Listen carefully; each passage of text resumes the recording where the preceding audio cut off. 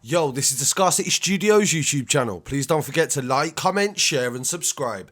And our sponsors are Alpha Claims and Hire Birmingham, the leading and best accident management company. Get a replacement car anywhere in 1 hour.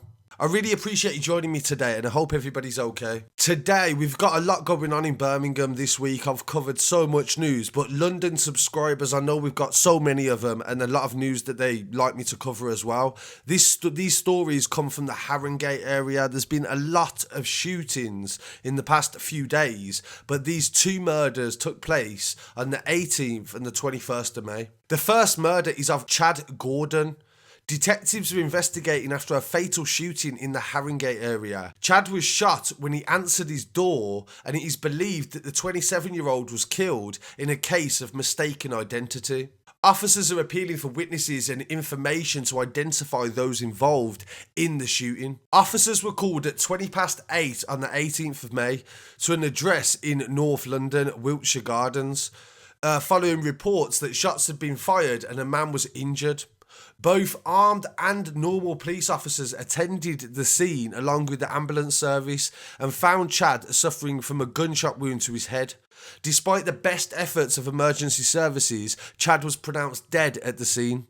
Chad's family have been informed and specialist officers are supporting them at this moment in time. It is believed that he was shot as soon as he opened the door by two suspects wearing dark clothing and motorcycle helmets. Following the incident, the suspects left the scene on a moped heading towards Finsbury Park Avenue. They have made no arrests so far, and his mother has explained how devastated she is. She said that Chad wouldn't hurt a fly and he was so kind and gentle. And this was supported by people that knew him that have spoken out, including Grime MC Chip. The Tottenham rapper has spoken out on Instagram and paid tribute to him, describing him as neighbourhood Chad.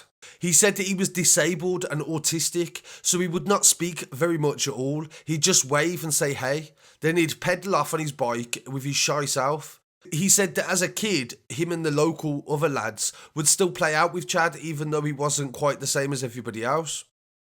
And this became normal to everybody. After a while, it was cool with everyone on the estate, he goes on to say. Even if it was only just a wave, this is so sad, man. Mistaken identity, headshot, KMT means kiss my teeth. When staying in your home meant safe, what the hell are people in the community meant to do? I don't have any answers. All I can do is pray. I pray for every single person on my estate that can try to go home safe and encourage their families to try to get out of there. Just wanted to put my public condolences to neighbourhood Chad and his family. School days, people used to pick on disabled children, and I used to hate that shit. So did everyone on my estate. That's why we all dealt with Chad properly. Chad wouldn't even kill insects.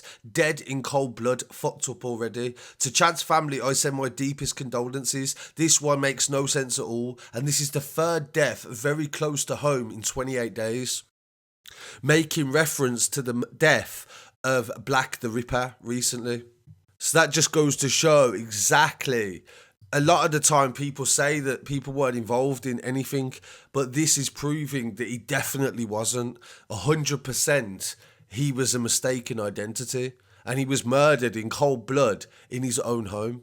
In the second murder that happened on the 21st of May, police have released just a card that says a Nissan Qashqai that was used in the murder, and it's the murder of Jemal Ebrahim, rest in peace. Police are conducting a murder investigation and making a fresh appeal with this car after new images have emerged from the Haringey area after officers think it was used in the fatal stabbing of the 23-year-old. It happened on Wednesday the 13th of May, and officers believe that the car may have been stolen and was using clone plates.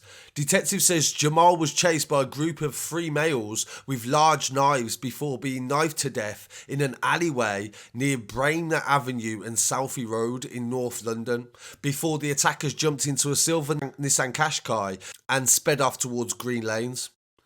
They urged the public to carefully look at the photos and see if they'd recognise anybody in there.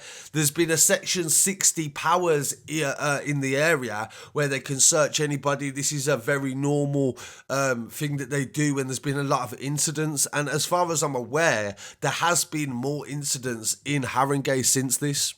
So I'm definitely going to do a follow-up story to this, and I've got other street news coming from London a bit later on. So please don't forget to like, comment, share and subscribe. Follow us online at Scarcity Studios. Share, peace.